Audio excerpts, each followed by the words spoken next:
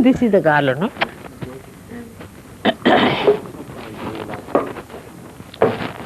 Please be seated.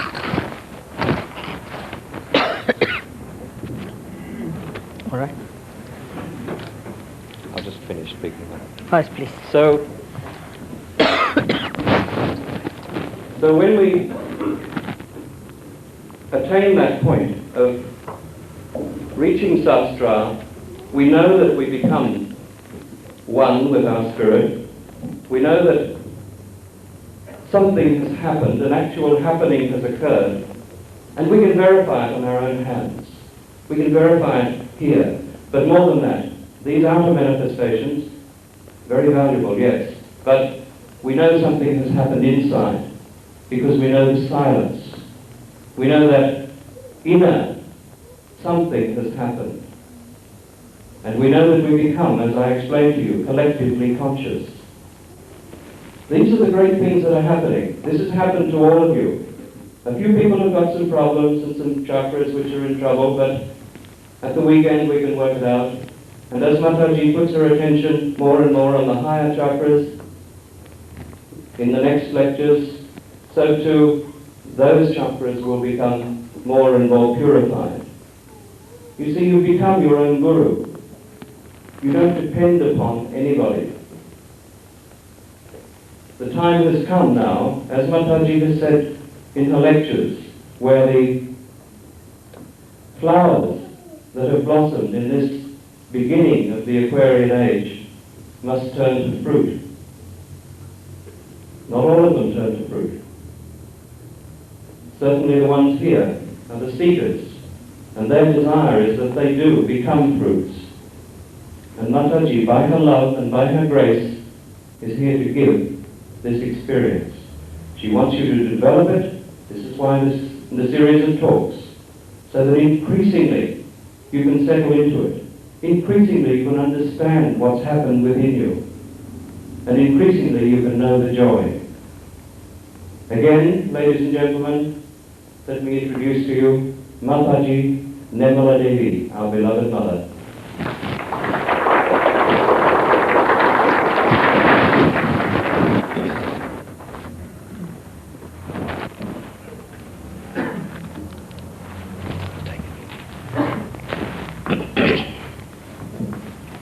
If you don't hear me this time, please tell me.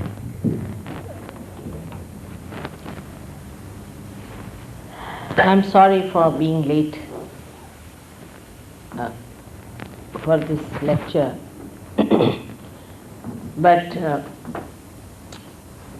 Dr. Warren had time to explain to you about this experience.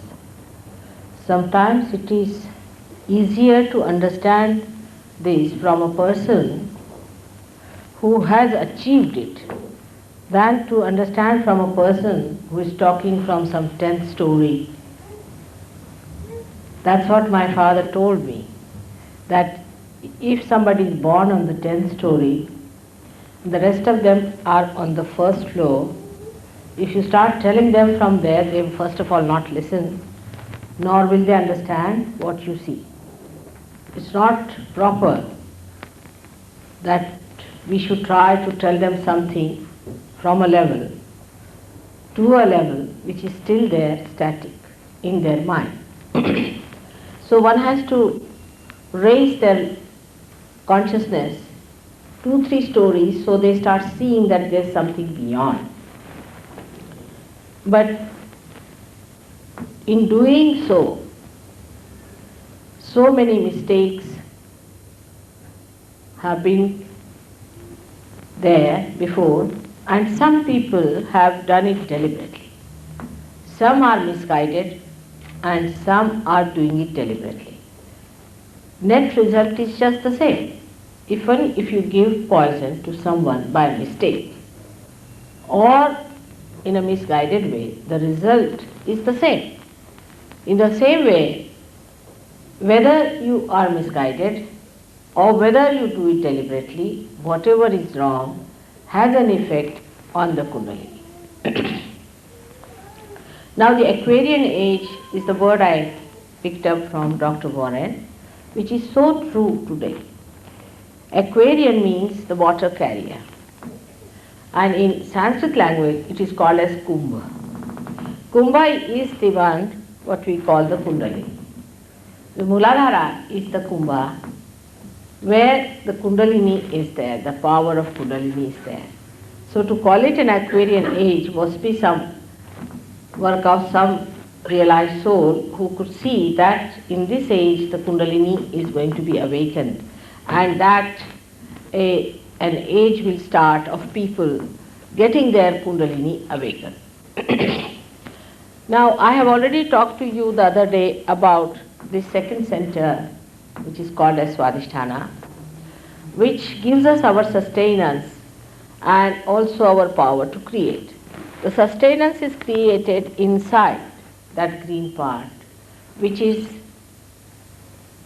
represented by main 10 primordial masters. And these 10 primordial masters had another series of masters who were called as disciple principles. Now about these people I have talked to you last time, but today I would like to speak to you about other centers, especially this Nabhi, which is the navel center, which is very important in human beings. This is the center by which we seek. When in amoeba stage, we seek food. At a higher level, we start seeking heights, like when they became mammoth and all these animals, they wanted to have a height, to go over the trees, to be able to master them and to eat the leaves. But they became so much outsized with their height that they had to become smaller animals, like say intelligent animals, and like say cats and things like that, cat family. And this is how the evolution has been brought forth through our seeking as amoeba, then as animals, and now as human beings. As we have evolved higher and higher, we have become subtler and subtler in our seeking. For example, the people who are seeking, say, power, are not so evolved as people who are seeking their spirit, no doubt about it. Because you have gone through that, you have had enough of it. Maybe last lives you might have been kings and queens, and you must have seen all the jokes of it. So you said, now it's had enough of it, this power business. We don't want to have any more. Such a headache we don't want to have. So the people who are seeking money also are the people who have had enough of it and they were fed up of it. So they said, now we have had enough. So now you are seekers of something beyond. It has been always so, something beyond we seek. But this seeking beyond is not described to so many people, and they are not able to understand what is the beyond. That's why this center is very important of your evolutionary process. Now, first of all, as I have told you, that we have to be in balance. That's one thing we must have, is the balance in life. I mean, in common sense also we can see, supposing there's a car going only on one wheel, how many would like to travel by that? Anything that you do in life has to have a balance. Otherwise, anything, even catching something, holding something, or small things, even riding a bicycle, you know that you have to have a balance. So if the Kundalini has to move, you have to be a balanced personality, a personality with a temperate nature, and must have a balanced attitude towards life. That is very important. But in case it is not, you can be sucked into the central path of the Sushumna, in the central path of your evolution. Now the evolution takes place by remaining in the central path. Those who go to the extremes fall out of this. Now the virus that we suffer from very commonly is nothing but a kind of a vegetable which is fallen out of evolution. Now the vegetable that we call as tobacco is going to fall out of complete evolution, and you'll be surprised after some years you will not find any tobacco growing anywhere because it will go out of evolution. Thanks to human beings that they misunderstood the role of tobacco. Tobacco is an insecticide. It is to be used for killing the insects and not to kill yourself. But we sometimes forget that whatever God has created for the good, sometimes we can use it for our destruction. Same is alcohol. Alcohol was created for polishing. It's very good. For example, if you have to polish your crystal, you should use gin. It's very good for diamonds or anything. It's just a polish. It's a polish for the for anything. It gives a polish. See, alcohol is a polish, and its composition is such that it gives a polish to a thing. Now God wanted you to have polished surfaces and polished things and all the clean look of it, so He gave you this polish. Now you started drinking it. Now what to do? He never asked you to drink. But if you drink that, then it polishes your intestines also. But it has its own nature. It doesn't have any idea of morality. Poor thing. We can't blame the alcohol because it is supposed to polish. Wherever you put it, it polishes. All right. So it polishes your liver also nicely. And when the liver is nicely polished, then what happens? That the heat from the liver, which is for the expulsion from the body, it has to pass into the bloodstream, cannot, because there's a barrier. And because of that barrier, poor liver does not know what to do. It just goes on accumulating all the heat within it, and that's how your liver goes out of circulation of anything. You have liver problems and you feel very giddy, nauseating, and liver is the one which really cleanses your attention. Whatever you gather from your attention, it cleanses. So you become horrid. You are all the time angry, hot-tempered, you bark at people all the time. All that thing is typically liverish, you see. You grow tall like that, absolutely straight line, and you become very hot-tempered. Sometimes you could be hawk-like. People will be afraid of going nearer such a person because such a person can be very dry personality. And that's why you'll find drunkard people, if they are over-drunk, you go near them, they'll just beat you for nothing at all. It sometimes happens that by chance, if you go and ask some drunkard that was the time in the night, you will have it. So, because it spoils your awareness. And in that awareness, a nice man also could be like that. But of course, there could be a case where a person might become better.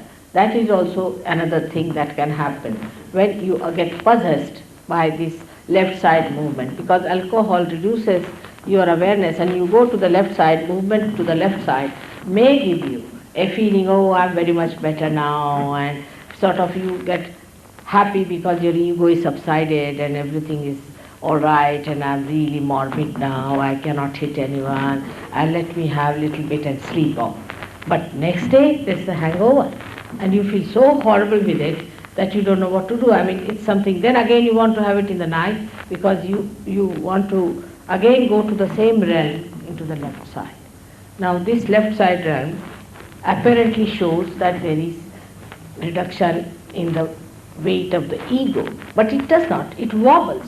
What happens that you go to the superego on the left hand side, you see there, and the ego then thinks that it has gone down because the superego increases in size. But when superego increases, the ego is pushed down, and then when you come to your ego condition, then it pushes down. So there's a big wobbling going on, and such people get ultimately very much confused. They might end up in a lunatic asylum. I don't know what they do, but when they are even sane, you can find they lose the grip over life.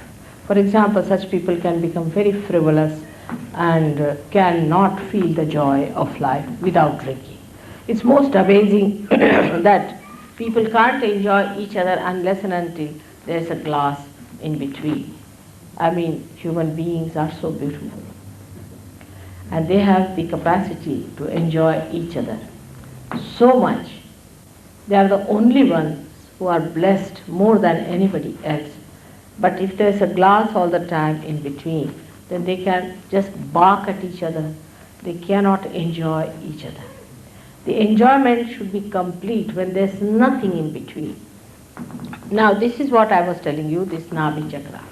This Nabhi Chakra gets ruined also when we take to alcohols or serious things like that, drugs, and even I have seen certain medicines can spoil this. Then you get a problem with other things like digestion, you get constipation, all sorts of things take place by which you develop gas troubles and other troubles and then your heart troubles, and it goes on one after another. I do not say that it's only alcohol that will cause. There are other causes also, but alcohol can never be helpful in giving you good health. Some people have a feeling that if you take alcohol then only you will keep good health. It's a wrong thing. Because health is not only physical health, it's also mental health. People think that physical health is the end of everything. Is absolutely wrong, because we are not only the physical being, we are also the mental being and the emotional being. And when you play too much with your Nabhi Chakra, you have the biggest problem, and that is that you can never be successful in life as far as enjoyment is concerned of your achievements. For example, a person becomes rich, unduly rich he becomes, is a blessing, I should say, of Nabhi Chakra on the right hand side. Right hand side Nabhi Chakra can give you a lot of wealth, a lot of money, and you'll have 10 cars and 15 people attending to you, everything you may have. But it cannot give you the satisfaction of life. You will go on accumulating and end up with a suicide or something like that, and you would not know why you are bent upon committing suicide. That's why in all affluent countries you find people are planning to commit suicide, and the more affluent they are, the worse it is. But the left side gets completely dried. Now the left side is the center of the family life, the Graha Lakshmi, the goddess of the family, the household. You see, a person who runs after money too much forgets his family. He has no time for his family. The husband and wife may meet somewhere on the airport, or may just wave at each other sometimes, you see, crossing each other, or the children suffer the most. And in that case, the women also then take up with the men. They compete. What's wrong? They start copying men, and in doing so, when they compete with each other, then what happens? That this family life gets disturbed. The woman of the household is dissatisfied. Her ego is not satisfied. In olden times, the man used to go in the jungle and get all the wood cut, bring it home, and give it to the wife, and wife used to cook. There was no problem because there was barter system. He could see her working in the household. Now the husband earns the money and the woman spends. I mean, that also requires some work, isn't it, to spend the money. But to man it looks like that I am the earning member and she is the spender. So she says, all right, I will also earn. But in this too much of competition like this between the two, what happens? The family suffers, the children suffer, and such a person will have problem with the wife will have problem with the husband, and you can always feel that center on this finger. If that finger is catching, that means there's something wrong with your family relationship, that you have to adjust yourself, and he has to adjust. It's an important thing, because you are like the flowers which have to produce a fruit. That's what nature wants. Nature wants that you are there to produce the fruit, that is your children. That's why you are men and women. That's the basics.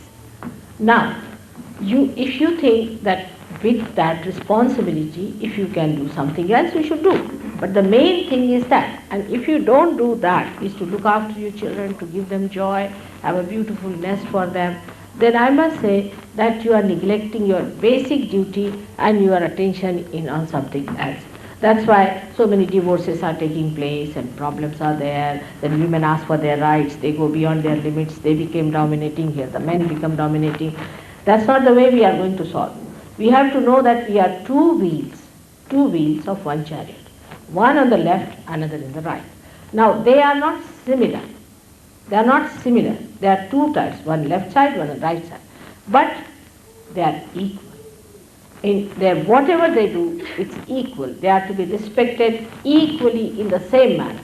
And it is always so. For example, I had a girl who came to me and she was a private secretary. And she told me, "Mother, you say this, but I have seen that all these men come and flirt with their private secretaries." So I said, "All right, maybe so. But what does that matter? You see, that shows that something wrong with the man. He doesn't understand. He's off his head. He cannot enjoy his wife and he's running after other things. It's like having something in your house and you are looking at other things, you see. Like in India, if you go to somebody comes to your house, be careful about your things. But in England, I tell them, if somebody comes to your house, be careful about your wife. See, it's just a little difference between, but the second one is a dangerous thing because fundamental. The wife is the fundamental thing because you do not know what she will do, how she will react, and you do not know how the guest, because that is regarded as their freedom. But if you take away something from somebody's house, that's not freedom, because we can take away anything from somebody's house. Why should anybody arrest us? Because there is a free will for you to do what you like, is allowed to do what you like, but in that free will you are harming so many people and ultimately your society. Now these two wheels, as I said, are very important to God, because so many great people want to take birth on this earth. So many great souls want to take birth on this earth. And if we behave in such a manner that all the time this chariot is this way going up or that way going up, I can tell you no child would be willing to be born in this place who are great people. Only the people who are of the worst type will be born. There will be hooligans, there will be horrible people with a horrid nature, and they will spoil the whole atmosphere of the countries where husband and wife do not have good relationship. The children will be such hooligans and such horrible things that will be surprised that at the age of 8 years and 5 years they will be committing murders and doing all kinds of such things that will be shocked. Now between you and me, because you are also husbands and wife, and one thing it should be there, that we should not quarrel before our children. We should have all decency of husband and wife. There are so many things we do not do in the presence of our children. In the same way, we need not sit down and quarrel and say, "I hate you" and "I hate you." I tell you, this is something you have to change a little bit in our language.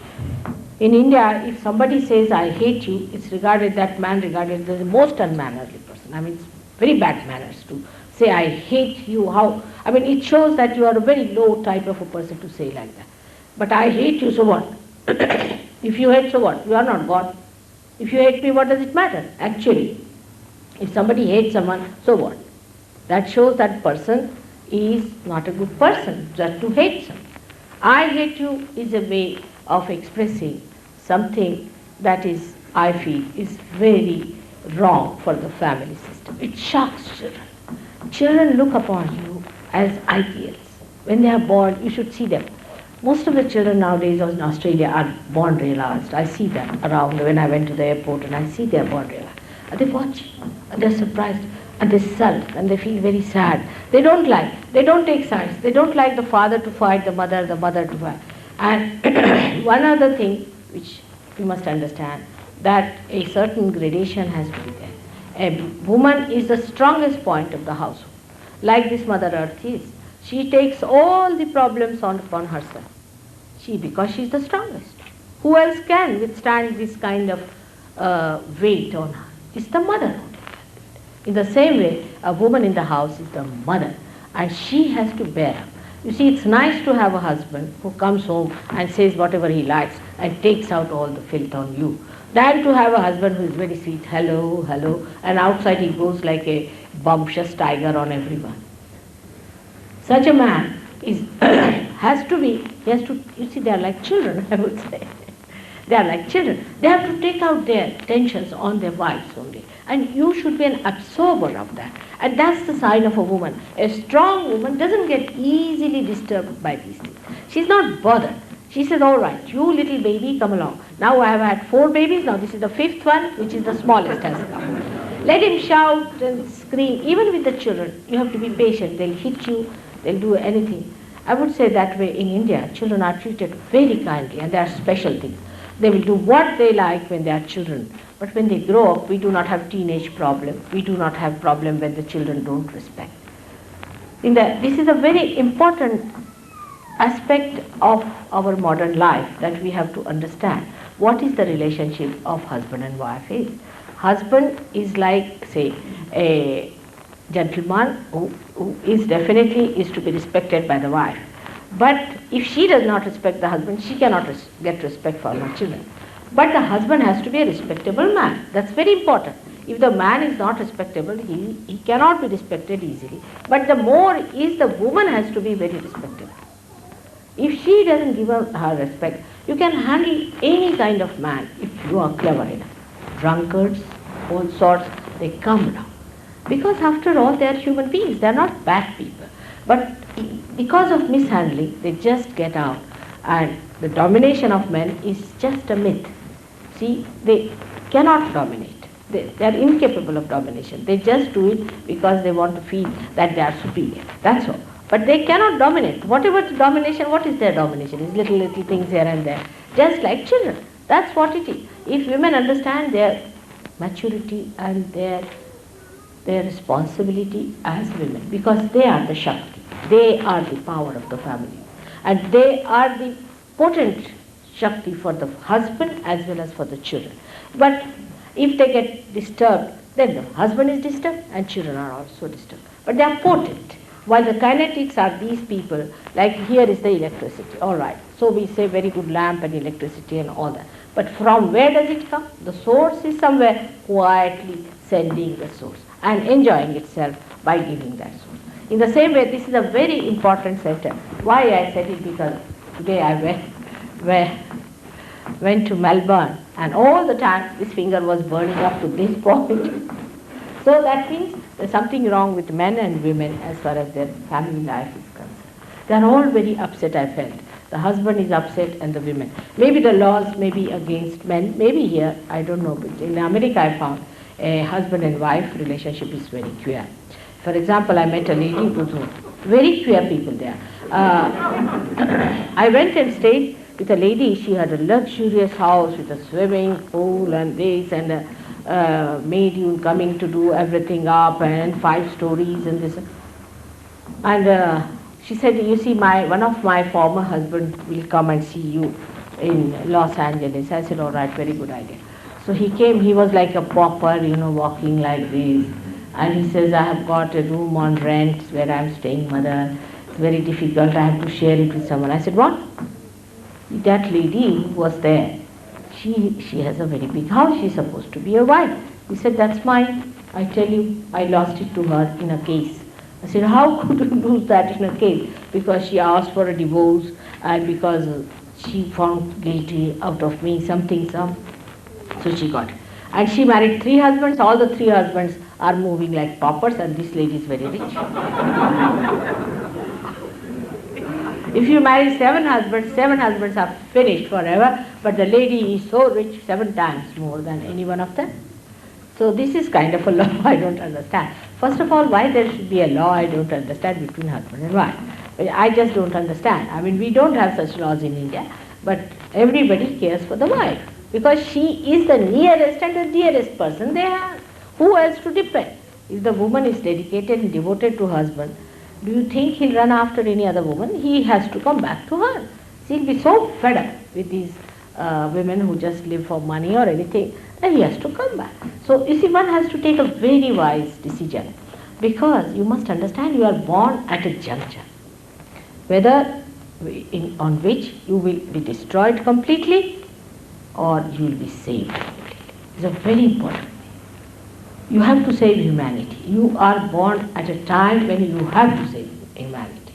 It's not only Kundalini awakening. that will help because you might be saved. But you have to save the whole society, the whole family, the whole, I should say the whole universe or the whole creation will have no meaning if you people are destroyed. Now this is one of the way of destruction, by destroying the family. The children become mad, the husband becomes mad. They all end up in orphanages. That's what I've seen. They are mostly in orphanages in their old age. There's nobody to bother about. So it's a question of giving and giving and giving.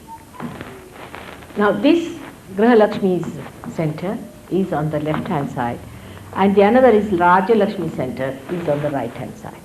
Now this center gives us the power to rule over people, and we become very, in extremes you see, we can become very arrogant and we can become very, very sort of authoritative, and we might sort of end up with a funeral with 10,000 people behind us, all bought from market and put there behind you without any feelings. That's all, finished. With such a man finished, they say, oh thank God he died, he was a horrible terror for us. So that kind of a life can come with Raja Lakshmi, but in the center is the Lakshmi. Lakshmi is the goddess, is the power within us by which we balance, lead a very balanced life, by which we are satisfied. Now they have made a beautiful picture of this Lakshmi. Also one should understand this power is a lady, is a mother, and she stands on a lotus. Now these are all symbols which suggest that these symbols are carved out with such deep significance. She stands on a lotus. Means imagine who can stand on a lotus. And she is a very healthy woman, and she stands on a lotus. It means that she is never putting pressure on anyone. A rich man comes in, he must honk his car loudly because he's rich, so he thinks he must honk it higher. And a rich man must go in a big limousine or some sort of a thing to show off that he's very rich. If he comes to any program or they must sit in front, he should have the front seat, and he makes him known everywhere. Everybody must feel the weight of the rich man. He can run away with 10 wives of somebody, and he can have a big boat for himself, and he can get any number of women there, and he can spoil any families he likes because he's rich. This kind of thing comes in people, but Lakshmi, the one who stands on the lotus, in the beauty and the glory of the riches that God has given that person. Then it has got 2 red pink flowers in the hand that are lotus flowers again. Now the lotus is regarded as a very holy flower in India because it is so receptive to everything that is crude and funny. First of all, it is born in the mud. Just think of it. In the mud, in the filth, where the horrible smell is coming out, the lotus is born. And the one lotus gives the fragrance, the beautiful fragrance to the whole atmosphere, and kills all that filth and everything, and covers the whole pond with its big, big leaves, so that it looks a beautiful pond. That's what is the lotus for. But this lotus is a pink lotus, means pink, is the sign of love. Pink is the sign of love. So such a person has to have tremendous love and that softness of the lotus. Now the inside of the lotus is very soft and nice. And I don't know what you call that, the black bee, a very big one, which has got horrible,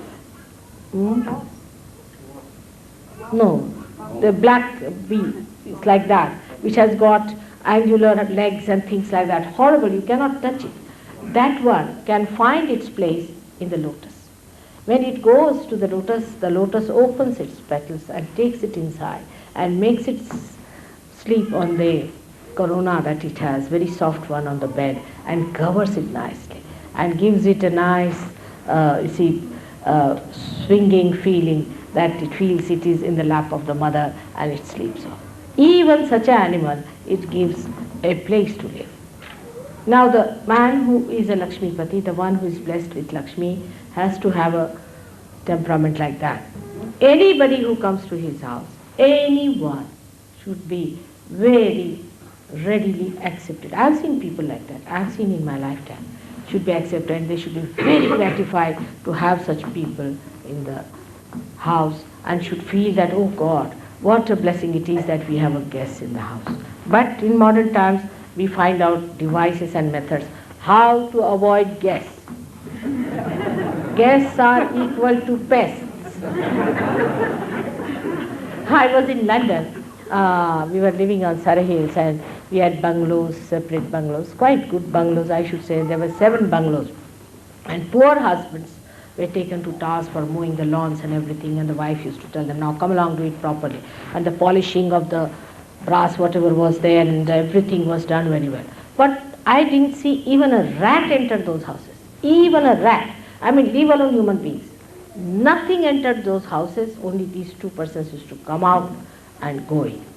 And I don't know, they might be having some yearly, some sort of a get-together maybe, but nobody would. While my house was naturally, I am like this, so it was open all the time. People would come in and go out and this and that, and I was just enjoying their company. And one day they asked me, what's the matter in your house? All the time people are coming and going. I used to wonder, what is it going on inside?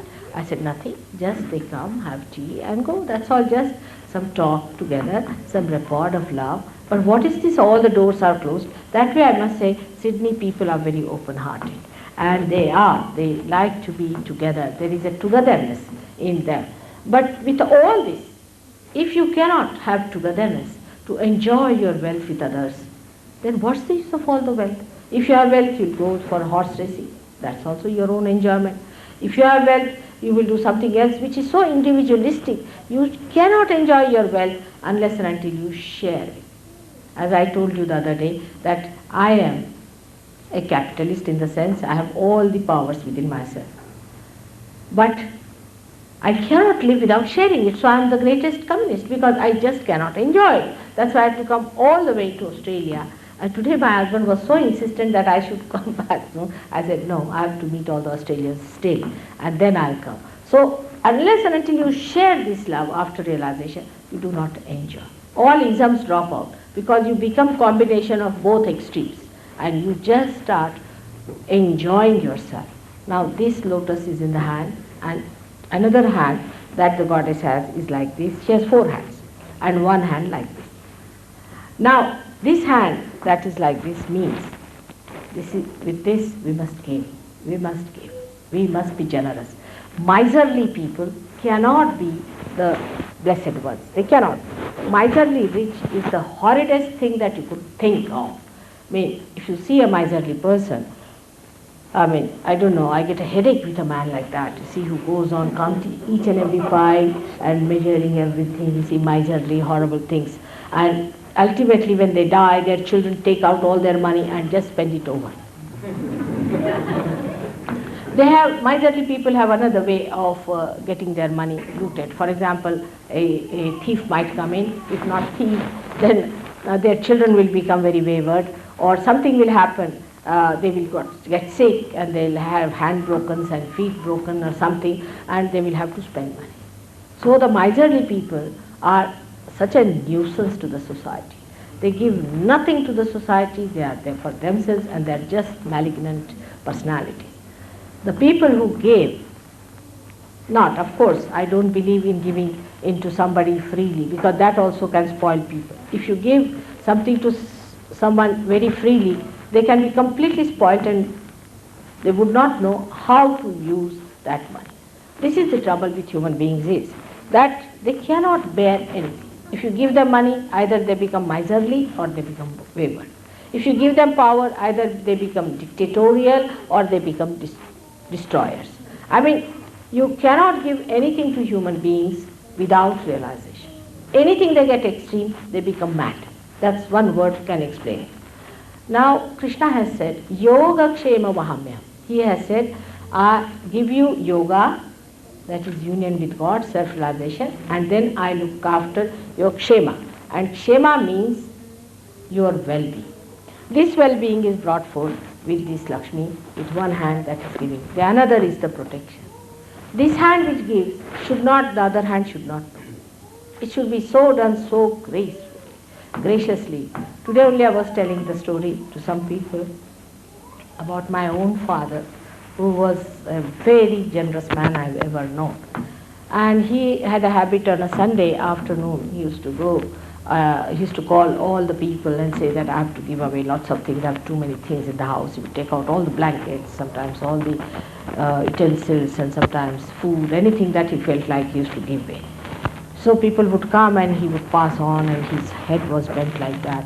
And some people told him, what's the use? Some people are taking 3 blankets, some are taking 2 blankets. You don't even see what's happening. You are just giving away. Please, at least raise your head.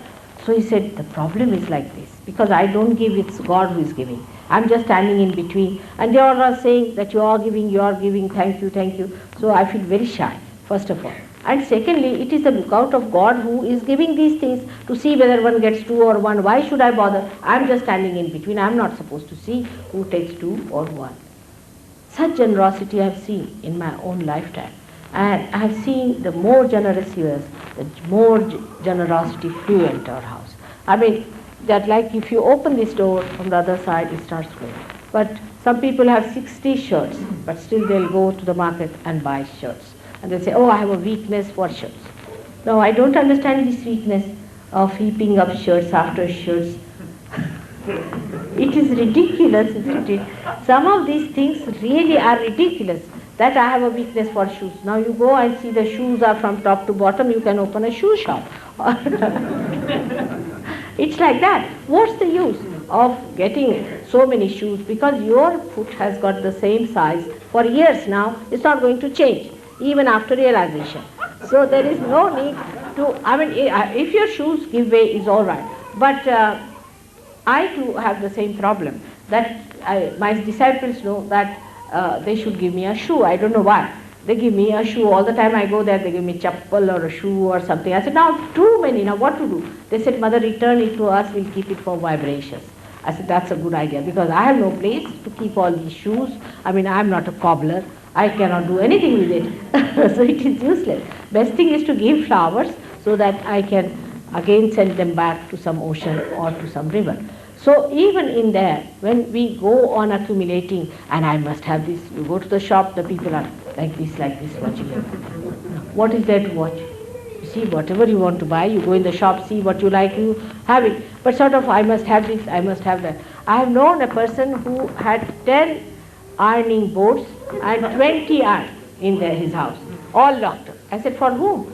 So she said, maybe my children. I said, you have only one child. God has been very miserly about you. You have only one child. And now what are you going to do with these? You better throw them away. And if the electrical, appliances, they go off and all that. But she would not.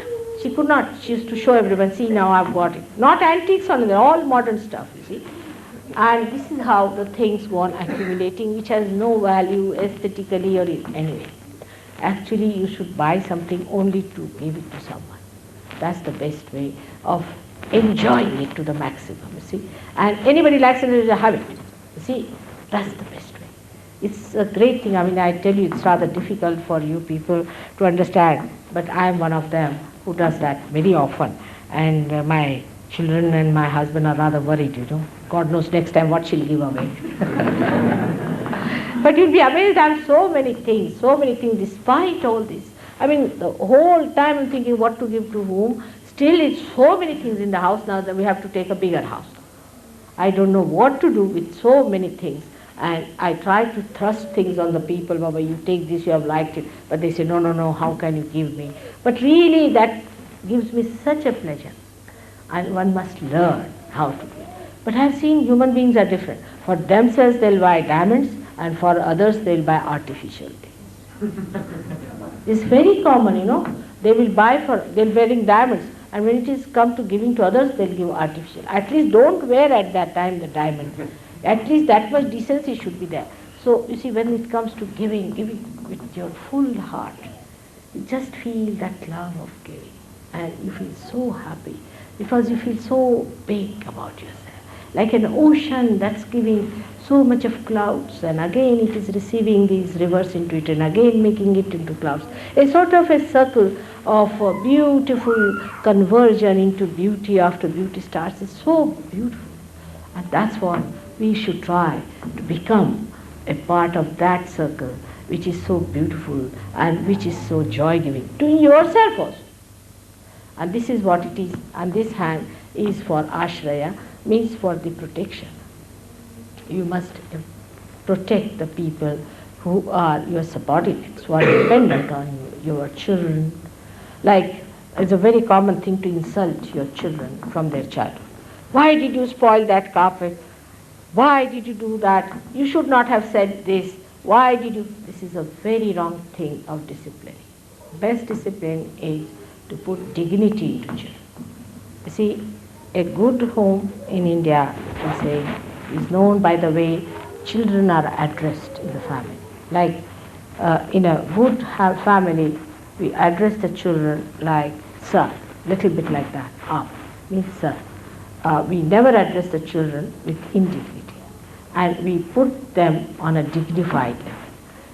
And it's a very nice thing. I'll tell you about my own granddaughter, that somebody was telling her one day that there's this boy, and why don't you marry him? He said, why do you want to talk about marriage? I'm not yet grown at all to think about marriage, and we have to be dignified about things. How can we think of marriage when we are not to think? And my grandmother will marry me, and I want to live a dignified person. A little girl of 7 years said this to this woman, who was very sort of pseudo-intellectual type, and she tried to tease my granddaughter. She said, this is not dignified. Just think of that. At the age of 7 years, they have their sense of dignity. If you tell them, you see, you need not tell them don't spoil the carpet, but give them dignity. They will never spoil it. You will be surprised. Because we all the time cut them short, they become so bad. They think we are good for nothing, we don't know what to do. All the time they are telling us like this. Or even if you have to tell them, tell about somebody else.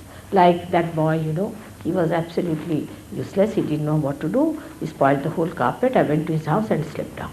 The child immediately gets the thing. But directly, all the time hitting the child, you see, gives him a personality which does not hold anything substantial within. He might later on become a very arrogant person, taking a cue from his parents, and he may behave the same manner, but he would not be that dignity which just is silent and is expressing and manifesting. It should be a silent dignity which just manifests, and when people see such a person, it happens. People see and say, oh, what a man, what a dignity. You see, that's what, and they become sort of ideals for society. I think this correcting the children is not the way. It is not disciplining, but it is making them grow. What we have to give to our children is the joy, is the happiness of the family, is the complete security, a sense of complete security. And you will see, you will never have teenage problem.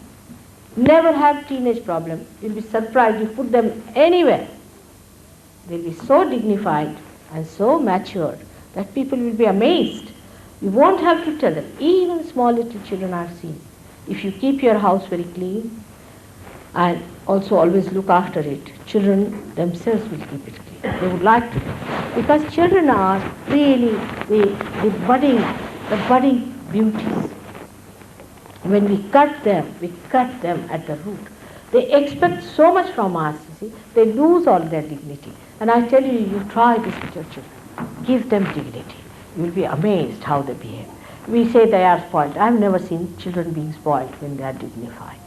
Like my own grandson is a realized soul, who is a very big person, and all his friends are above 25 years. See, he's just a 5 or 6 year old boy. And he doesn't like to wear any dress which has got funny faces and all that.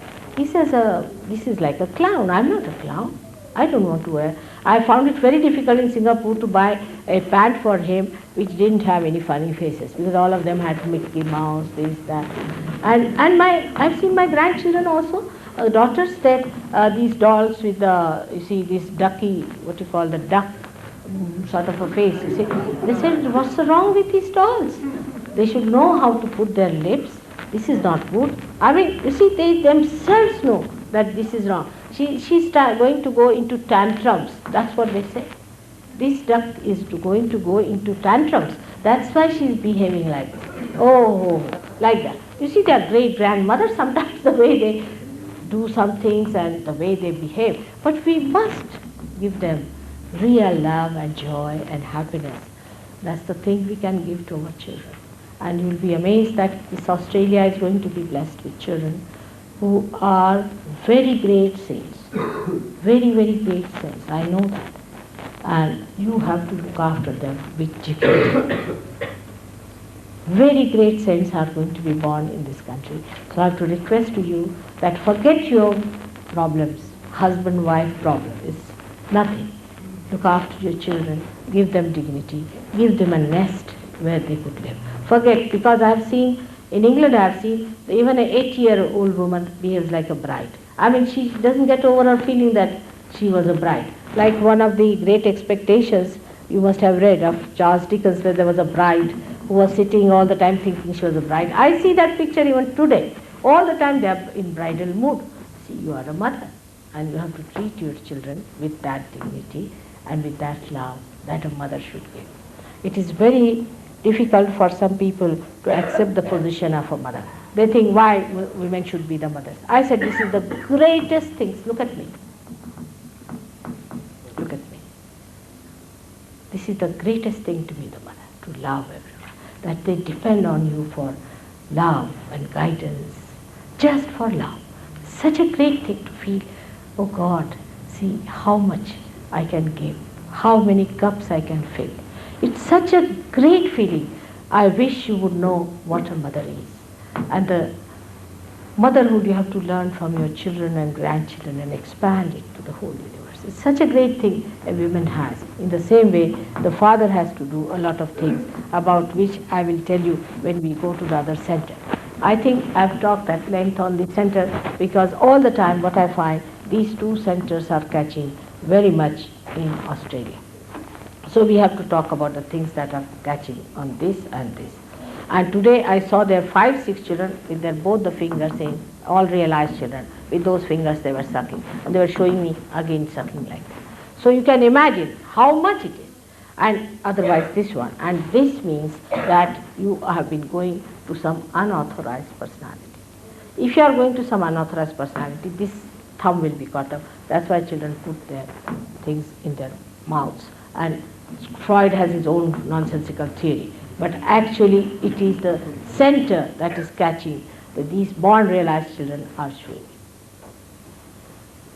Now for today I may not be able to cover other centers so much, but later on, what is the date we are having the program now? Next Monday, Wednesday, Friday. Next Monday, Wednesday, Friday, 3 days are there, out of which I will cover all these centers, and especially that of Christ I would like to speak, because I met some people. When I went to America, I was telling the people there that you are to be born again. You have to be born again and you must have your realization. So what I found, whatever lecture I gave, they were big, much bigger than these. You see, they had brought tape all my speeches.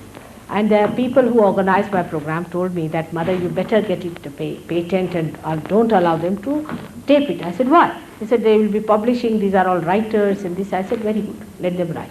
But some of them started an organization called Born Again. Imagine. Now, if I said you have to be, then you start an organization that we are already self-certificated. You see, it's a thing one should understand. You are to be born again. Now, Christ has said that you will be born through me. It's a fact. Where is Christ? Is here. This is the gate.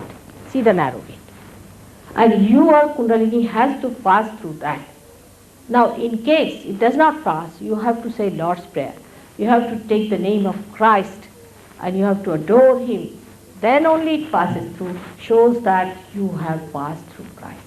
To enter into the kingdom of God, which is the limbic area. So it's a fact. When He said you have to pass through me, He didn't mean that people who are self-certificated can say that, all right, this is Christ, this is Bible, this is Christ. As if Christ is somewhere lying there, you just have to turn a stone and you get Him there. Christ is here. How do you approach him? Is only through the Kundalini awakening, and it passes through Christ. This is the door. Now say, you are all Christians, or maybe you are Jews, or whatever it is. But in India, for example, they have a very antagonistic feelings towards Christianity. Now, even a Hindu or a Muslim, if he denies, he says, all right, I don't believe in Christ. He has to. I have to tell him that, see, if you don't believe in Christ, I cannot give you realization. You have to ask for forgiveness, and you have to request Christ, then only this will pass. Now, there may be Jews or Christians, anytime, they have to know that all of them are here. For example, there was a doctor who came from Tehran to see me. He had cancer. And he came to see me, he had cancer of the stomach. So I told him that, do you believe that Muhammad Sahib was the same as Dattatreya or Nanaka? He said, no, I don't even believe when you say that he was Moses or Abraham. I said, he was Moses, Abraham. And they are very powerful personality. Unless and until you accept that he was Moses and Abraham, you are not going to get it. He said, I cannot say that, because Jews and Muslims are like this. I said, they both are the same, they are very great personalities. You are just fighting for nothing at all. I know who is Moses and I know who is Abraham. But he would not accept. For 8 days, then his wife, she was wiser. She said, you better get it. You are not well, you will die, better get it. Then they came. You see, this is what happens. They are just compelled. He came, all right, mother, whatever you say, I will accept. I said, not that. From your heart, you have to say. And he was cured. For your information, he was cured. So do not have any extreme ideas. They are all in there, and they are all one. Only we are fighting, saying this is mine, that is mine. So this is, I've just hinted at this center because I think that's a very important center, as I have discussed with the boy about all these Abraham, Moses and all the Old Testament, which is so important. How Christ is the one who stays there, who crucified himself to make a path for us to pass through, why his crucifixion was necessary. So I'll spend more time on that later on. I hope you'll make it convenient to come again, and I hope we'll get a better hall. They are feeling very warm here. Thank you very much.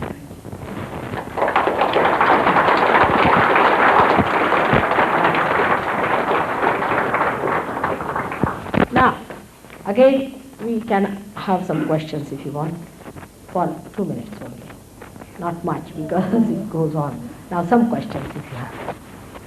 Because, you see, the questions now you ask, I'll tell you one thing, there are certain limitations, because I have not talked about every chakra and the whole thing, all right? So I've talked very little about the whole subject. So you have to listen to the whole thing and then ask me questions is much better.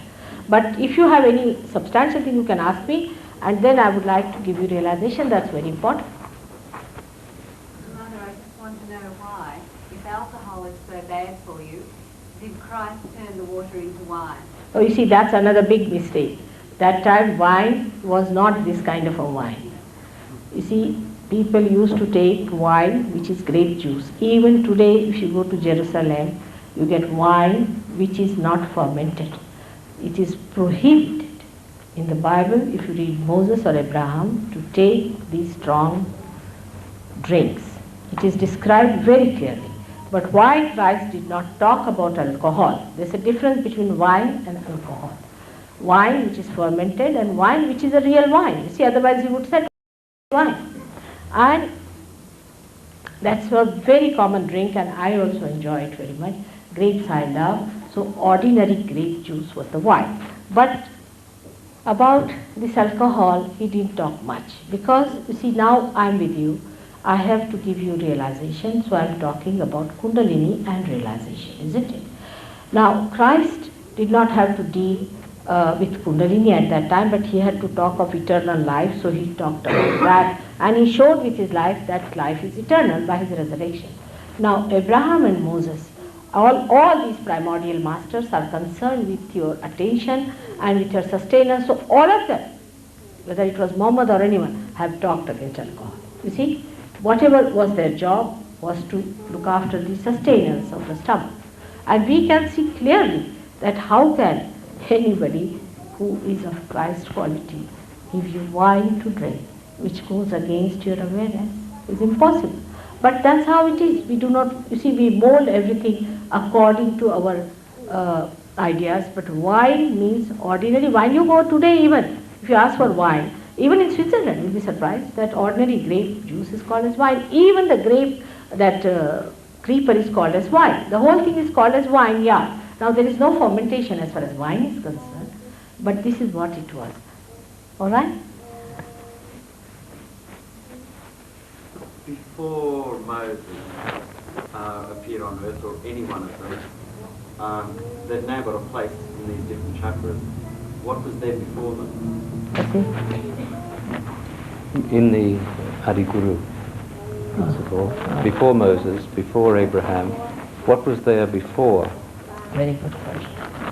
Now you see, yes, I would And say. are there more to come, he said. Yeah, no, that you forget. But about the past, I will tell you something, because you see, future you just don't worry, because I want to put your attention to present. But still, if you have asked the question, it's very good. That, you see, there are 5 dimensions in which this area remains within us also. So the first is the Vaikuntha area, is the stage where God just incarnated, that aspect of God just incarnated as, we can say, the Vishnu, or that represents the sustenance. That deity was. And that is at a different, for example, we know Christ's birth on this earth, but how he was created in the heavens we do not know. So at this level also there are 5 dimensions into which these things happen, and then ultimately he came to earth. Alright? In the same way these things are projected in the subtler level at the Vaikuntha stage and all that. So all this is there, and I think in one of my lectures on creation I have described all these things.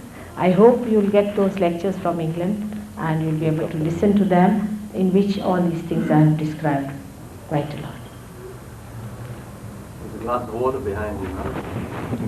Thank you. You are such a nice, loving son of mine.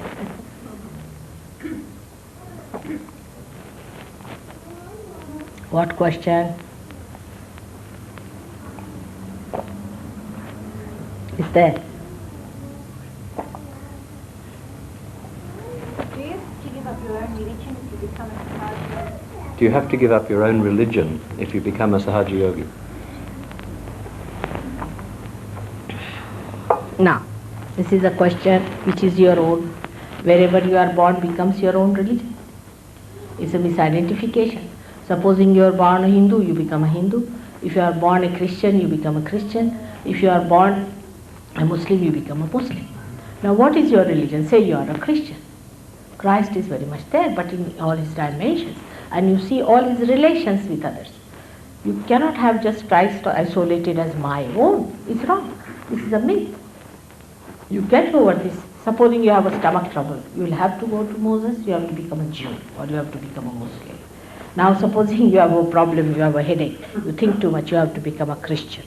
Now, if you have a problem with your neck, which most of you have here, especially here, is to feeling guilty business, there is a deity for that, it's called as Vishnu Maya, you have to ask her to help you. Then if you haven't got the witness power properly exhibited, then you have to become Sri Krishna, you have to go to him. And if your father has died or something is possessed you, have to go to Rama. It's like that. So how can you, they are all within you. So how can you become only one? You have so many things within you. In the same way, the primordial being is not just rock of Gibraltar.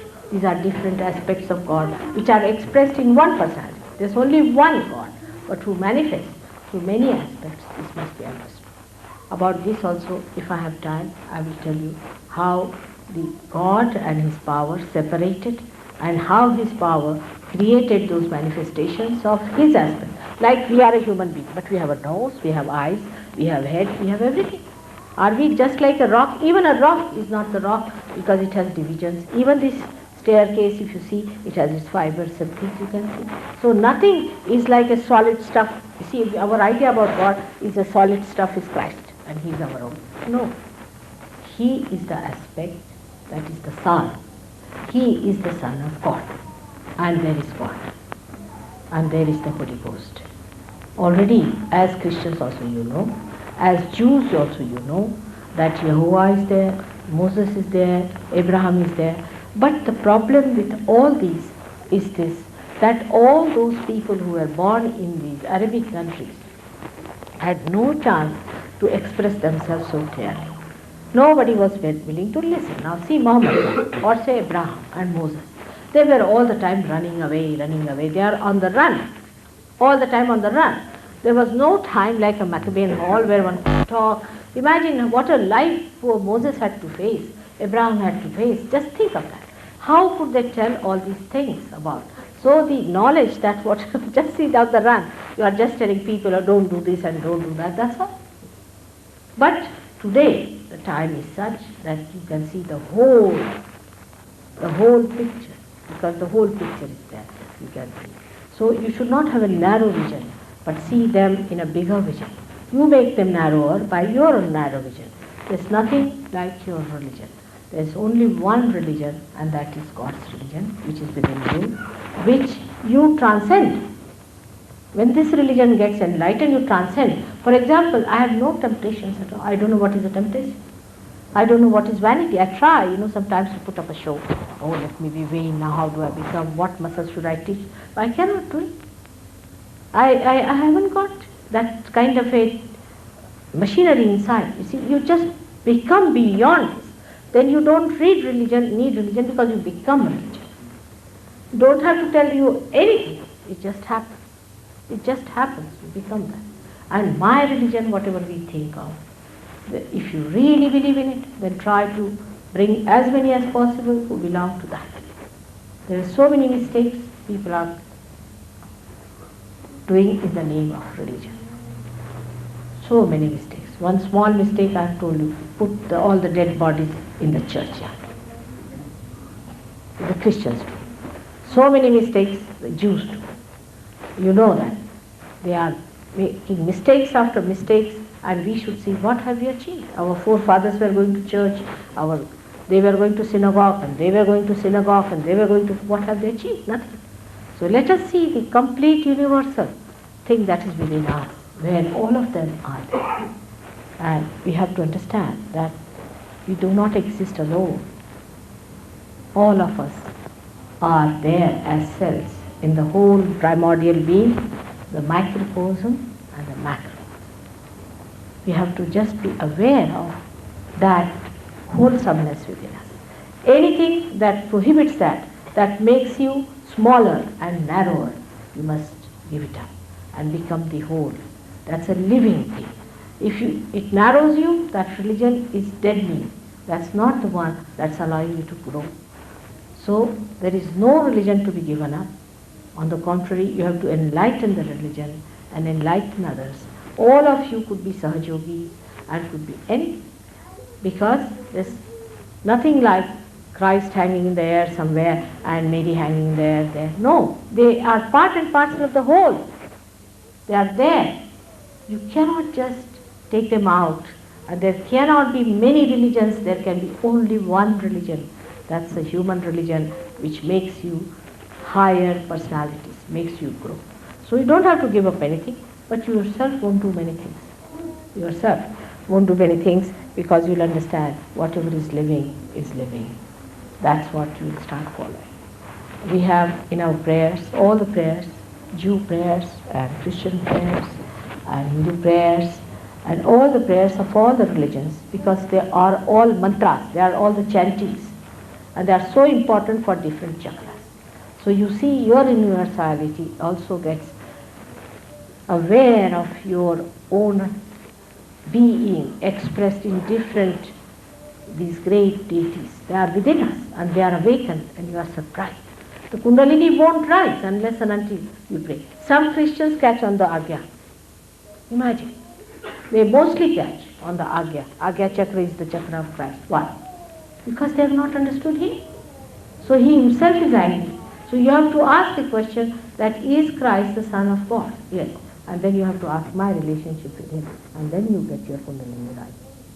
I am here to represent all of that. To explain, to prove all the scriptures of the world. That nothing was wrong, nobody was false. And I am here to prove all of them to you. by not denouncing anybody or not possessing anything. In the same way, you are going to become great people. All right? Thank you very much.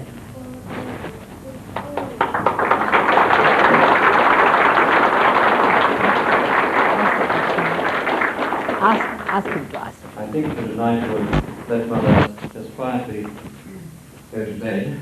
She's had a very long day since about 6 o'clock this morning, and we're very grateful to have such a beautiful lecture tonight. Just let her give you the experience tonight. All right, I'll talk to you later. Huh? Let her give you the experience tonight again, and just be receptive. Leave your hands in this position. Just slip your shoes off. That's the proof of the pudding. While you're just doing that, just remember that this weekend workshop on Sunday, the address you will see on the notice board outside. You'll see it, take a note of it, get your pen out and just write it down. Come along at 9:30. We'd also like Mataji to especially ask that you all give to the person as you go out tonight or on Monday night your name and address and your telephone number so that we can keep in touch with you, so that we can help you to develop your realization. So please leave that information on the pads that will be provided outside. So we look forward to seeing most of you on Sunday. It's at 5 Ada Avenue in Wollongong. Beautiful day, bring your own lunch, and we'll have a nice day. Practical day, the day of love with Mother. There you will discover that your own powers are manifesting, which have not manifested so far. This is the thing. You have done everything under the sun in the name of God and seeking. But now, for the first time, you will find your own powers manifesting. If your mother has powers, what does it matter? Anybody has powers, what does it matter? You have not manifested your own powers so far. If you have the spirit, then you must manifest your powers, isn't it? That's most important. And this is the religion of the spirit. Spirit is beyond any conformity or any sort of a narrowness. It is universal. So this is the religion of spirit, and in the realm of spirit you will be amazed the working of this power of all-pervading love. You will find out that whatever you have been struggling with is nothing but a myth, and everything will drop out, and you will be amazed at your own powers. Do come, all of you. I'll be there waiting for you. If you have your hands towards me, and close your eyes.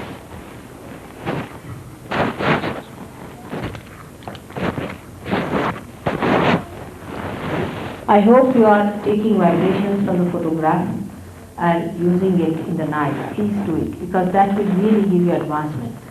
Some of you will find from the photograph, when you place your hands, there will be a flickering in the flame. Just now also there is a flickering going on.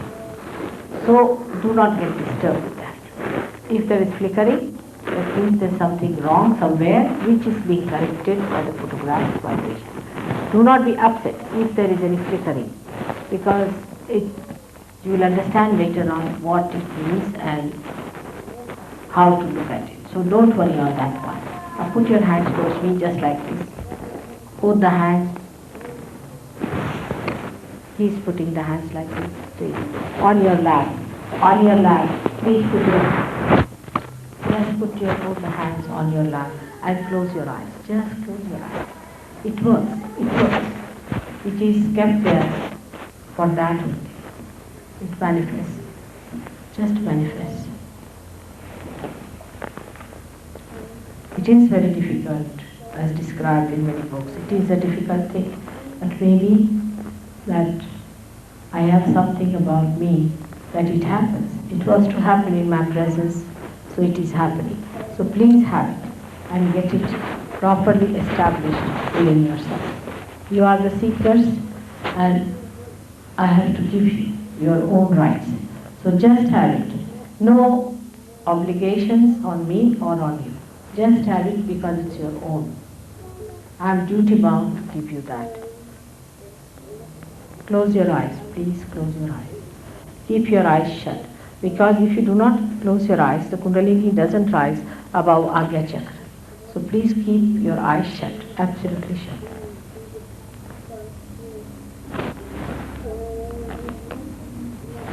Again the left Nabhi is catching, as I told you. Now you forgive your wife and forgive your husband. Just imagine what a small thing is catching this evolutionary process. Just forgive your husband, forgive your wife, forgive your mother. Just forgive them. Just forget them for the time being, I would say, and forgive them.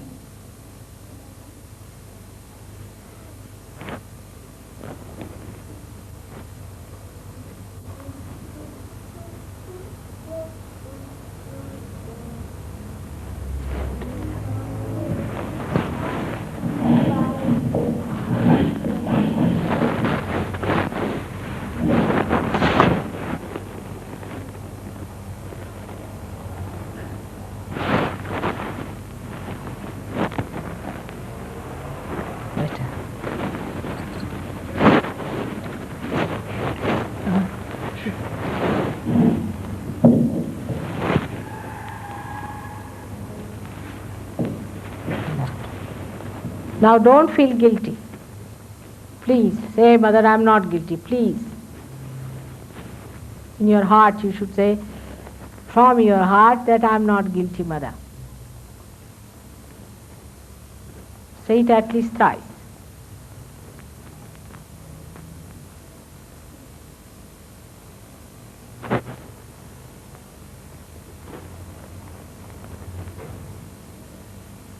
You have to forgive yourself. Please forgive yourself. That's the main point, is you must learn to forgive yourself. When I say you have to forgive others, then you start cursing yourself. I mean to say forgive everyone, inclusive of yourself also.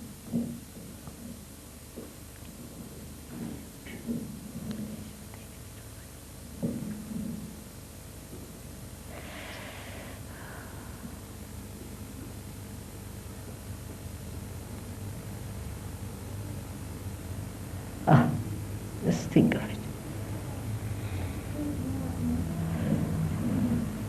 Will you please say within your heart that, Mother, I am not guilty? Will you say that? Please say it again and again.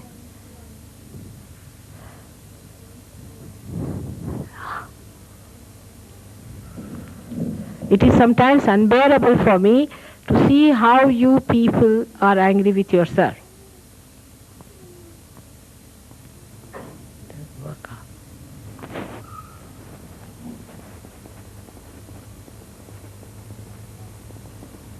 You should love yourself. After all, you are the temple of God, isn't it? Isn't it your Kundalini going to rise? Isn't it? It's nothing of my manifestation, it's your manifestation. You have to be some special people, isn't it? Then you must respect yourself. I do not feel guilty. I know from where does this come in.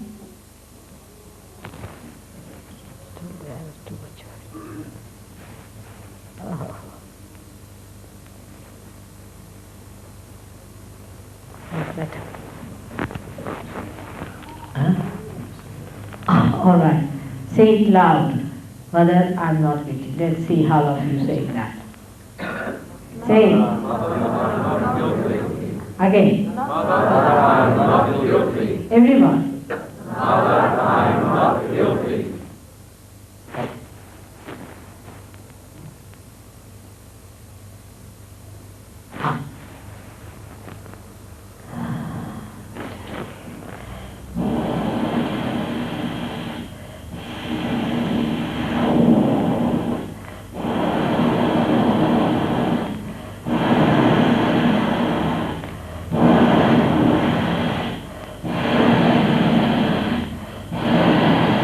Even for taking alcohol, don't be guilty. It's all past is past. God is the ocean of love and compassion. So much so that the specks of your so-called little bit of guilt are of no value, have no significance in the flow of His love. So please do not find guilty because I have said it that alcohol goes against awareness. Not for me, maybe for some people it does, but not for me. It's all finished and gone. Do not feel guilty for anything that you have done, please.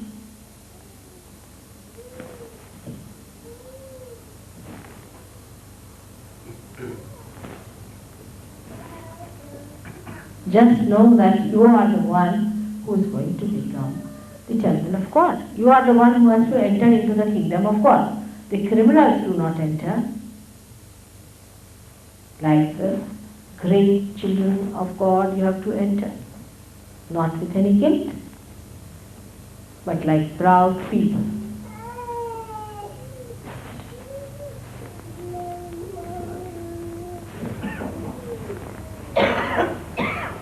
Baba, just fall out. If you press me hard. Don't press me hard, I'll just fall out. Better?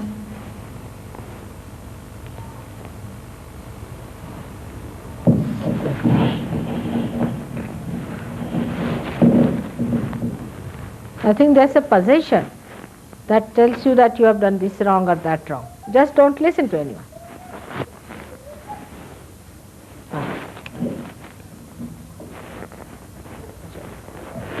Where is the Kundalini? Now ask for your realization.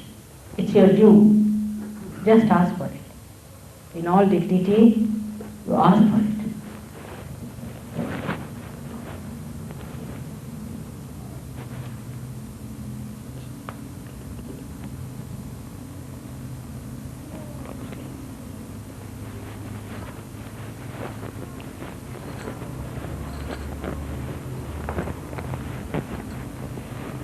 Better. Raise it now.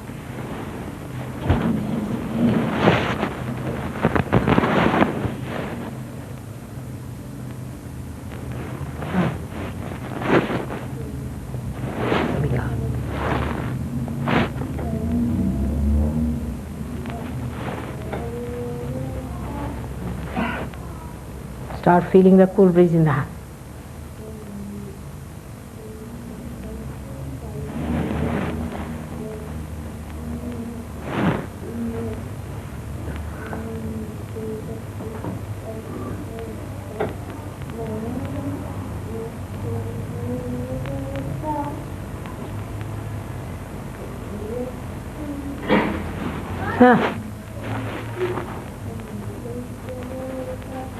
Now see with your hands on your head if there is cool breeze coming in. Left hand.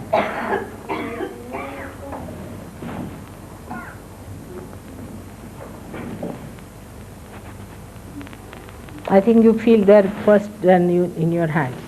So many of you. Getting it? Yes, good.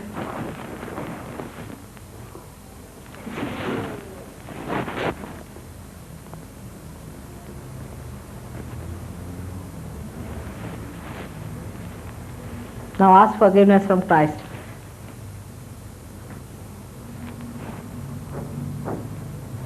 All right?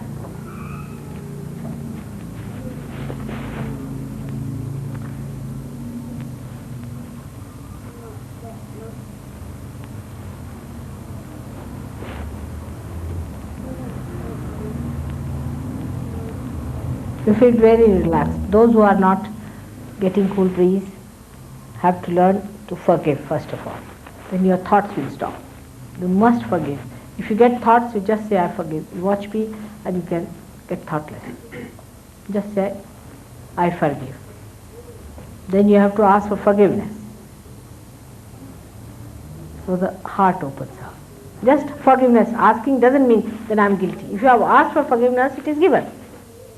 So then you don't sit down and say, I am guilty. Once you are forgiven, then why are you saying I am guilty?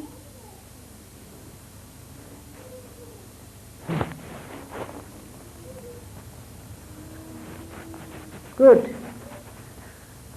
Are you getting it or not? Just gently go ahead. Getting a lot of heat. Tingle on the right. Heat on the right. Now put your left hand on your liver. If you have heat on the right, now let's work out all the permutations and combinations. If you have heat on the right hand, then put your left hand on the liver. Here. Liver. Liver is here, under the rib, on the right hand side. Just see if you have. Then put your left hand, right hand towards me, and left hand here on the liver.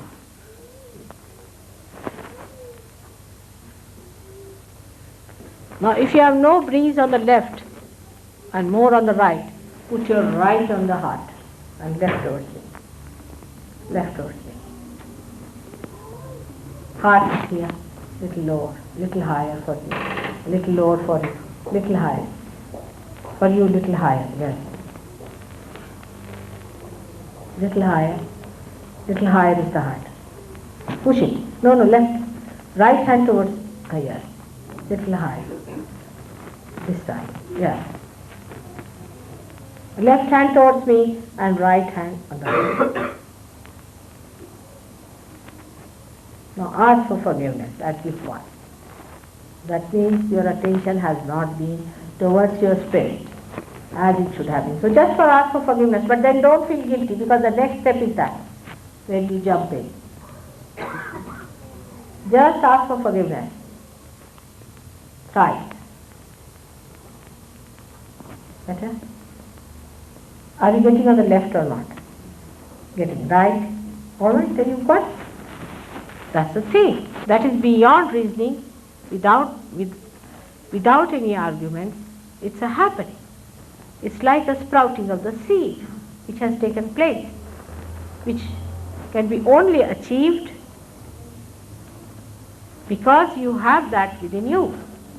The seed which doesn't have the germinating power cannot be germinated. But now you have to know how to use this power, this divine power of love, for your betterment, for the betterment of others, and for the betterment of the whole humanity, for the emancipation and evolution. Is it all right? Yes. What was indicated by the heat in the right hand? What did the heat in the right hand mean? Means your liver is little out of gear. Right. All right? Or maybe you think too much. If you are living in the future, also you can get right hand. Live in the future. Planning department is liver. Those who live in the past have a left side problem. Left hand. And the right hand? The tingling in the left and heat in the right. Both combinations are there. No, right hand's okay. All right, right is all right. Now you must have gone to some guru or somebody, or to some person like that. That means tingling. All right? Doesn't matter. You put your hand down below here. Right hand, down below. This is the left Swadhisthana. And put that. And now ask for forgiveness that I'll never go to such unauthorized people. That's all. You should say, Mother, are you my guru? Now because you have been to guru. I'm not a guru, but you can say that. Or you can ask the question, Mother, am I my guru? That will also help. Because that principle of the primordial master within you is insulted. Because by mistake you went to other people, all right? Better now? Is improving? See? Just see that. It's so simple. It works. It's coming out. Now don't think. If you start thinking, it will again go down. Just don't think. You watch me without thinking.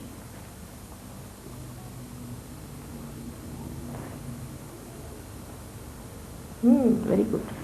You yourself can now tell them how to take bandhan. He'll show you how to do it and how to raise your kundalini and fix it up, which will make it possible. Put left hand towards me. Put it 7 times. 7 times with your hand. Because from your hand the power is flowing. This is the first training in the power. Just give yourself a bandhan. Means you protect your aura, you won't be attacked. Maybe you are going out and some spirits might catch hold of you, and now you will know. So before this you did not know till you ended up into lunatic asylum. But you will know immediately you are caught up, because you lose your vibration. Now, how to raise it? Just see how to raise it. That's also important. With both the hands, push it up. Go up like that. Once. Again, you can move it like that, is also a good idea. Twice.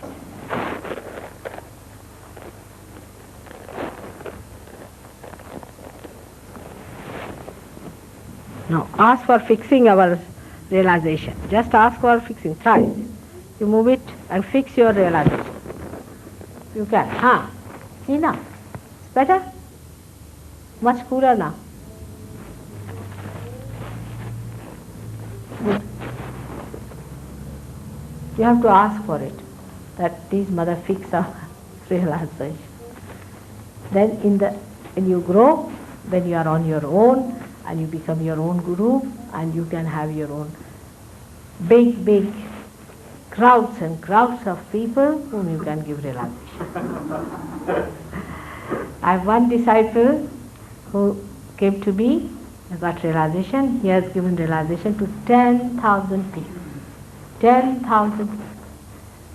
So then you will know what you have achieved and how many people you will be curing automatically. You are not a healer or anything. Automatically you will be curing. You are not going to heal anyone or anything. It will just happen spontaneously.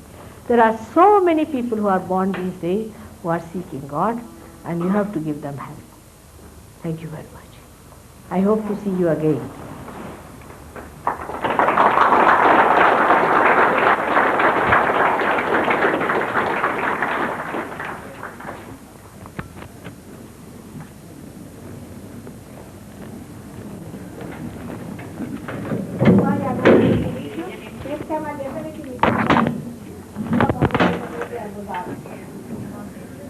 Don't forget to give the information on the other side, and also get the details of the address at the door.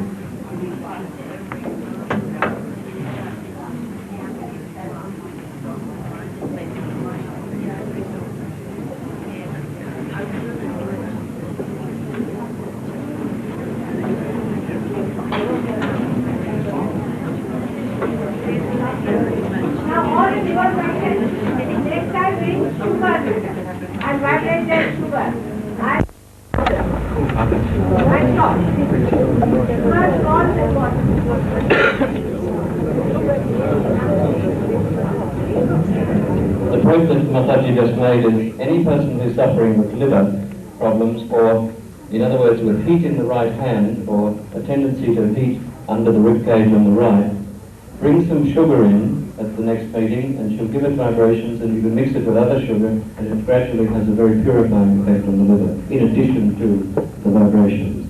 Seems strange to all of us, but just do it and let's try it.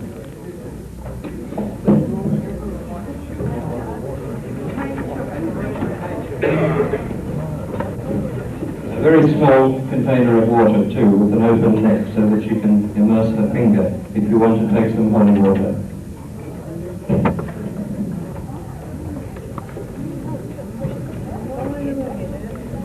See you on Sunday.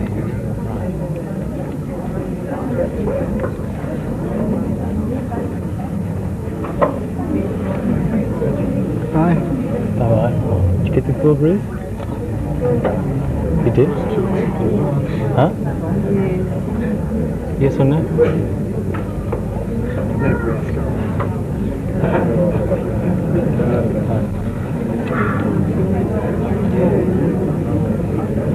Excuse me, I just get Charlie in